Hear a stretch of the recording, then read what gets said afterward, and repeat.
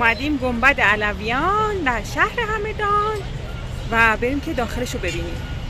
جا داره یه تبریک به شما بگیم که در منحصر به فردترین معماری و گچبری دنیا قرار داریم. اگر نگاه کنید فوق‌العاده زیباست. انصافاً یکی از شاهکارهای هنر معماری قشنگه.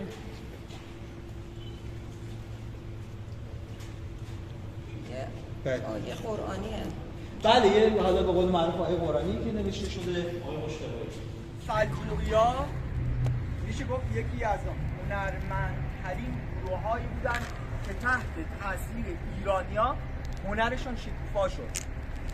مغول‌ها خیلی وقتا مغول‌ها رو اونها جنگجو در نظر می‌گیرن، ولی وقتی وارد کشور ما شدن کم کم موندگار شدن، دوره‌های پادشاهی عوض شد تحت تاثیر بزرگ‌های ما مثل خیام، مثل امام غزالی و خیلی کسایی که ما یاد نام ببریم، شاعرای بزرگ ما هست، تحت تاثیر اون قرار گرفتن و اومدن معماری‌های زیبایی از خودشون خلق کردن. یا ما تحت تاثیر عربا چیز زیادی نمی‌بینیم، ولی تو حتی مغول‌هایی که داریم خیلی جالبه. من همیشه میگم یه سری از مغول‌ها ما هنر رو داریم می‌بینیم، شکوفایی هنر رو می‌بینیم.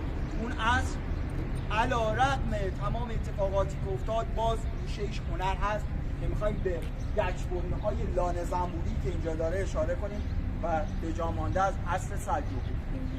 طغرلبیک سلجوقی اسمشو شنیدین، آلپ ارسلان اسمشو قطعاً شنیدین. دو تا از پادشاهایی بودن. محل حکومت سلجوقیان کجا بود؟ کنار دریاچه آرال. یواش یواش وقتی به خراسان ما حمله کردن و ما شکست خوردیم به نوعی، وارد کشور شدن و مرکز حکومتشون شد کجا؟ شد خراسان بزرگی که ما امروز تحت عنوان ایران داریم می‌بینیم. به نوعی بعد از آلپ ارسلان و طغرلبیک، حالا حکومتشون که رسید به طغرل سوم، کم کم رو به ضعف رفت، جدا شدن. وقتی آلپ ارسلان فوت میکنه، طغرل دوم که روی کار میاد، این اختلافاتی که بر سر جانشینی به وجود میاد میشیم سلجوقی عجمان، سلجوقی ایرانیان و سلجوقی که تو خراسان هست. این سه تا باعث میشه که اینا دیگه از بین برن. این شاهکاری که شما اینجا ببینید به جا مانده از عصر طغرلبیک سلجوقیه. شاید برای شما سوال پیش بیاد این اسمش گنبده و گنبدش سال 1317 این بنا کلا از بین رفته بوده سقفش. این گنبدی که سقف این بنا بوده از بین رفته. سال 1317 توسط پهلوی اول بازسازی میشه، ولی شرایط آب و هوایی همدان دیگه اجازه رو حالا به نوعی برای اون زمان بهشون نمیده که اون گنبد مجدد ساخته بشه. میگن که معماری فوق‌العاده‌ای داره این بنا، یک بنای دوجه‌داره است. یعنی ما وقتی داخل داری می‌بینیم کامل تفاوت رو حس می‌کنیم. یعنی بنای اصلی معماری گچبری‌ها رو از بنای اصلی که ساخته شده، یعنی به نوعی یک پوسته میشن بله ما تداعی می‌کنه. و مهمتر از اون گچبری‌های سقف رو نگاه کنید. خب بعد از 700 سال نمیتونیم خیلی انتظار داشته باشیم که سالم مونده باشه یا خیلی بتونیم درست مرمتش کنیم. ولی اون سقف رو وقتی نگاه می‌کنیم، اون گچبری که معروفه به گچبری لانه زنبوری، اگر با گوشیاتون میتونید زوم کنید ببینید این دقیقاً مثل لانه‌های زنبور هست، نه زنبورهای عسلیا. دیدیم زنبور، حالا ما بهشون میگیم چه می‌دونم زنبور قرمز، حالا زبان محلی لورا بهش میگن گنج، خیلی ها میگن زنبور گاوی. ببینید تو خیلی از جاهای زیر سقف‌ها می‌بینید یه همچین تداعی شما ازش می‌بینید. حتی یه گنج هم الان داره اونجا داره میره. شما دو تا شاهد از غیب رسید. به قول معروف خیلی راحت اومدن صاحبخونه شدن. خب بریم داخل یه سری دیگه از گچبری‌ها رو ببینیم، یه سری معماری‌ها رو ببینیم، طاق‌ضربی‌های داخل رو ببینیم. و حالا چرا اسمش شد علویان؟ یه خاندانی توی همدان ساکن بودن تحت عنوان خاندان علوی. تا قبل از اینکه اینجا قسمت سردابش ساخته بشه و قبر دو تا از بزرگ‌های خاندان علوی اونجا باشه، اینجا به نوعی یک کاربردش مسجد طور بود، مسجد مانند بود، بحث مذهبی توش انجام می‌شد. و بعد از اینکه حالا اون دو تا بزرگ خاندان علوی اینجا دفن شدن، قسمت سردابش دیگه به نوعی کاربریش تغییر کرد و بعد از اون دیگه در حالت مسجد مانند درآمد دیگه. یه دو بیت شعر هم براش میگن. یعنی دلا دوشم دوش به حق گنبد سبز سیاه پوش. وقتی که اون بزرگی خاندان علوی فوت میکنه، گنبدی که بالای سبز بوده سیاه میشه. این دو بیتچه هم براش هدایی میشه. واقعا چند قشنگه. با ساختمانه امروزی قیاسش نکنیم. یه مقدار ذهن غیرت رو بزنیم سر چشممون، فکر کنیم 700 سال گذشته این چه زیبایی داریم، چه هنری داریم، اوج خلاقیت و هنر رو تو این بنا ما داریم می‌بینیم.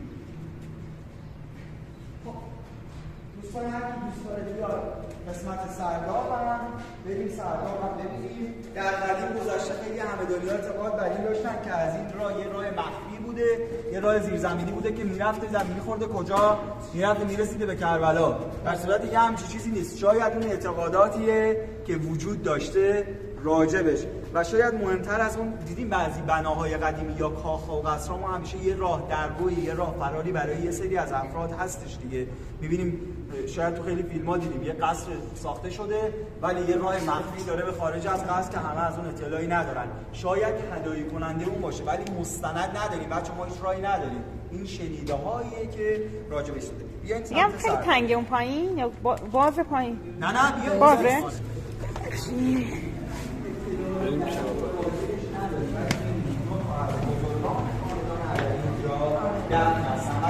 اصلا نمیتونید بگید فلان شخصی کنید که اطلاع کردید ازش موجود نیست. چی شد؟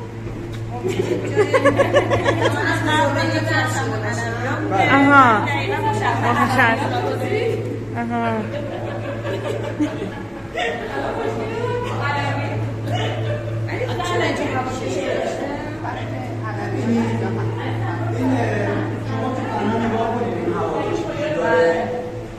معمولا یه همچین بناهای سردابی خب اینا گربه راه دارن. شما بهتر از من بگید گربه راه چیه؟ گربه راه اسمش گربه راهه ولی یک نوع معماری که بنا ساخته میشه اون تحت عنوان دو جداره یا دو پیسه بودن چه کار میکرد؟ این نم بنا رو میگیره، یعنی اون حالت بحث انبساط یا انقباض رو میگیره. یه چیزی که من راجع به ارتفاع کم زمین تا بره بالا تقریبا 11.5 متره. تاق‌های ضربیش که هر کدوم 5 متر فاصله دارن و بالا من یادم رفت بهتون بگم اگه دقت کنید یه حالت سه‌بعدی به شما میده. نگاه کنید تاق‌ها رو، برید بالا تاق‌ها رو نگاه کنید، یعنی یه تاق داخلش و یک تاق کوچکتر داخلش که یک نوعی تاق ضربی سه‌بعدی هم ما میتونیم مشاهده کنیم. و شما تا اتاق اینجا تا حالتهای ضربی بوده. بچه این بعداً الحاق شده به بنا، یعنی استفاده شده ساخته. وقتی این آقای علوی بزرگش گفت میکنه این اتفاق براش میفته. این سرداب بعداً به بنا اضافه شده، یعنی کنده میشه و میشه استفاده